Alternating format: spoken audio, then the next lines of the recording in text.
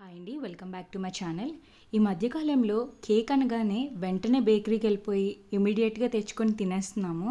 కానీ 90s and 80s కిడ్స్కి మాత్రం ఇదొక మెమరీ. ఇంట్లోనే పేరెంట్స్ హైజీనిక్గా అండ్ టేస్టీగా కేక్ని ప్రిపేర్ చేసి ఇచ్చేవారు. అది ఎప్పటికీ ఒక మెమరీగా ఉంటుంది. మెయిన్గా బర్త్డేస్కి స్పెషల్గా చేసేవారు అసలు ఈ కేక్ని. బయట దొరికే కేక్స్ కన్నా ఇంట్లో చేసుకునే కేక్ చాలా హెల్తీగా ఉంటుంది అండ్ టేస్టీగా కూడా ఉంటుందండి.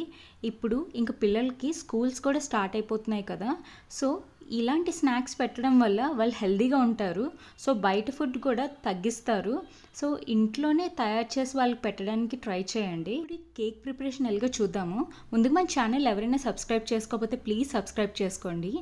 ఈ కేక్ కోసం ముందుగా డ్రై ఫ్రూట్స్ అన్నీ రెడీగా పెట్టుకోవాలి. నేను జీడిపప్పు, బాదం, కిస్మిస్ రెడీ పెట్టుకున్నా. తర్వాత అన్సాల్టెడ్ బటర్ తీసుకొని baking powder and vanilla essence కూడా రెడీ పెట్టుకున్నా. ఫస్ట్ బటర్ని కొంచెం కరగబెట్టుకోవాలి. తర్వాత నేను ఇది గోధుమ పిండితో చేస్తున్నాను. సో ఒక గ్లాస్ గోధుమ పిండికి ఒక గ్లాస్ పంచదార కానీ బెల్లం కానీ యూజ్ చేసుకోవచ్చు. నేను యాజ్ ఆఫ్ నౌ నా దగ్గర షుగరే ఉంది, సో అదే యూజ్ చేశాను. బెల్లంతో కూడా చాలా టేస్టీగా వస్తుందండి. సేమ్ షుగర్ బదులుగా బెల్లం యూజ్ చేసుకోవాలంతే. నేను దీంట్లోకి 5 ఎగ్స్ యూజ్ చేస్తున్నా. సో ఎగ్స్ క్వాంటిటీ మినిమం 5 అని యూజ్ చేస్తే అప్పుడు కేక్ ఫ్లఫీగా వస్తుంది.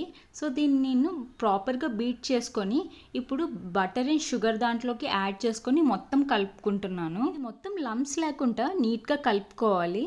నేను ఇందులోకి ఓన్లీ గోధుమ పిండి యూజ్ చేస్తున్నానండి, అది కూడా హోల్ వీట్ గోధుమ పిండి. మీరు కూడా కుదిరినంత వరకు గోధుమ పిండే యూజ్ చేయండి, బికాస్ గోధుమ పిండి బెటర్ ఆప్షన్ మనకు మైదా కన్నా. సో అది వేసిన తర్వాత నేను బేకింగ్ పౌడర్ ఒక 1/2 స్పూన్ వేసాను. నేను ఇంకా బేకింగ్ సోడా యూజ్ చేయట్లేదండి, బేకింగ్ పౌడర్ ఒకటే సరిపోతుంది. ఒక ఫుల్ స్పూన్ వేసుకున్నా. వెనీలా ఎసెన్స్ కూడా వేసుకొని మొత్తం కలుపుకున్నాను. ఇప్పుడు డ్రై ఫ్రూట్స్ని కొంచెం నెయ్యి వేసుకొని వాటిని వేయించుకుంటున్నాను. అవి చిన్న చిన్న పీసెస్గా కట్ చేసుకొని ముందే పెట్టుకున్నాను.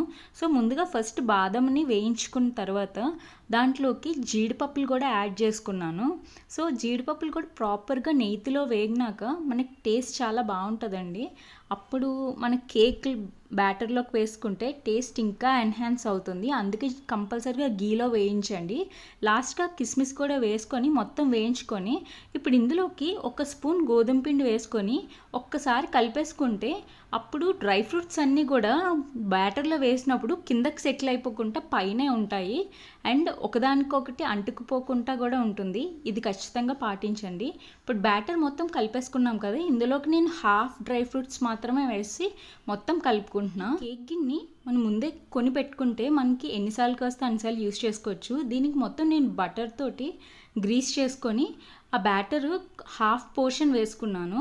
దానిపైన ఇలా డ్రై ఫ్రూట్స్ అన్నీ కూడా వేసుకొని దీన్ని సాల్ట్ వేసిన గిన్నె పైన పెట్టుకొని లో ఫ్లేమ్ మీద ఒక 30 మినిట్స్ వదిలేసాను.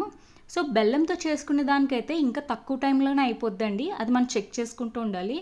నేను 20 మినిట్స్ తర్వాత ఓపెన్ చేసి చూస్తే నాకు అసలు కత్తికి ఏమీ అంటుకోవట్లేదంటే కేక్ రెడీ అయిపోయినట్టే. చూసారు కదా ఎంత ప్లఫీగా వచ్చిందో, చాలా చాలా ప్లఫీగా వస్తుంది. సో ఇలానే ట్రై చేయండి, డెఫినెట్లీ మీకు నచ్చుతుంది. ఇది ఈజీగా ఒక 5 to 6 days కూడా నిలువ ఉంటుందండి, అసలు ఏం పాడవ్వదు. కూడా ఒకసారి ట్రై చేసి ఎలా ఉందో నాకు చెప్పండి. మీకు కానీ ఈ వీడియో నచ్చితే ప్లీజ్ లైక్ చేయండి, షేర్ చేయండి. ఇంకా ఎవరైనా కొత్తగా మన ఛానల్ చూస్తున్న వారైతే ప్లీజ్ సబ్స్క్రైబ్ చేసుకోండి.